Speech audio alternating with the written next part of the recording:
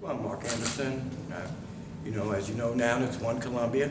I have been in Columbia basically my whole life. I skated around Columbia, went to Phil, Jeff, and Hickman. I worked downtown for 15 years. So that's. But I've done a lot. Okay, but I have done a lot, not seeking no reward. So that's the difference. And where do you work now? I do landscaping and just simple stuff. I had a landscaping business, good, but I just decided to scale back on it right now. Okay, so what issues motivated you to run for city council? Well, obviously infrastructure, obviously housing. Housing is a big one. Infrastructure, so people in wheelchairs can get back and forth to work, or get back and forth to the daily things that they have to do. Housing, because it's not affordable.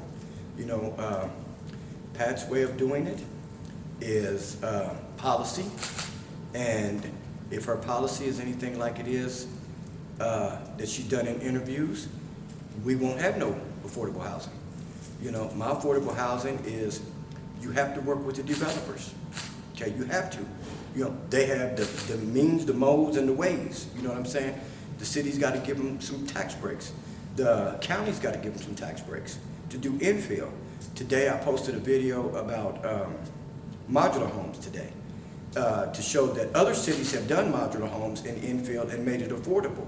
Either Columbia's going to quit talking about affordable housing or they're going to do something about it. What do you think of how the city has governed throughout the pandemic, and is there anything you would have done differently? Absolutely not.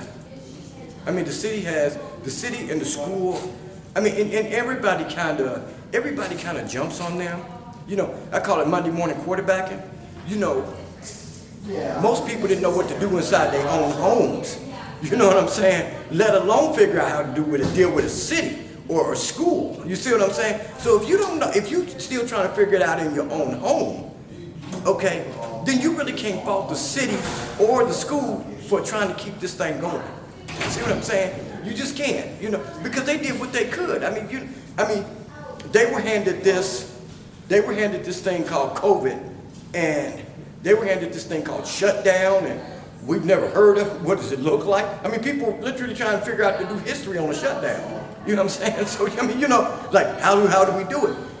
So I give people grace. I do not always agree with Treese, Mayor Treese. But in this case, I have to give the city and the Columbia Public School System, they got to get an A. You know what I'm saying? Because they were handed something that has not been seen since 1918. How do you plan to help deal with Columbia's crime problem and race relations? Well, now listen, again, Pat and Greg in the last forum when they were with the League of Women's Voters, okay, they don't address it, okay?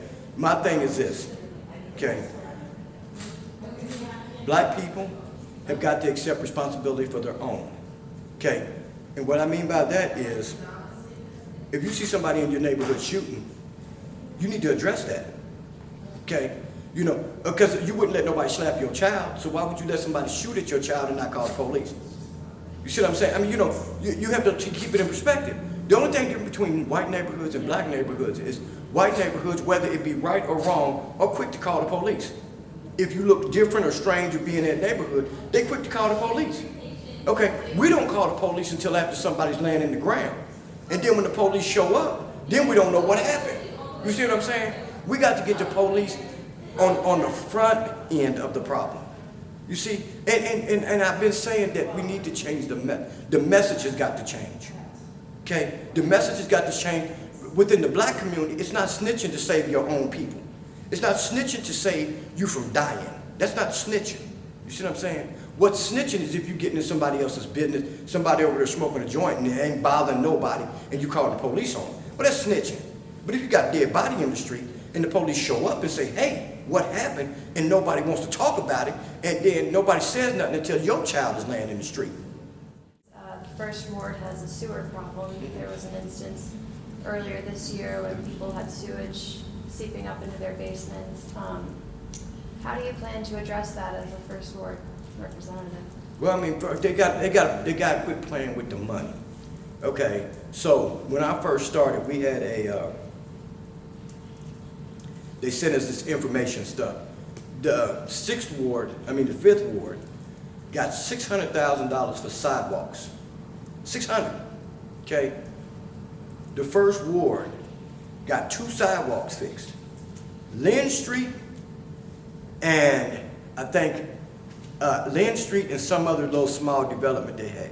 Because see now, what you gotta do is you gotta, when people see a project done, you gotta see where the location is, okay? And you gotta see what's going on. Because see, like they had a sewer issue over there on Guard that they fixed, floodplain issue. Well, some of that money's from federal dollars. So when you get any work done on Providence Road, most of that work is done by MoDOT. See, that's the state. So when people see certain things done and they think it's the city doing it, it's really not. It's in conjunction with the state because MoDOT, because Providence Road is a highway. Even though we don't function with it like it's a highway, but it is.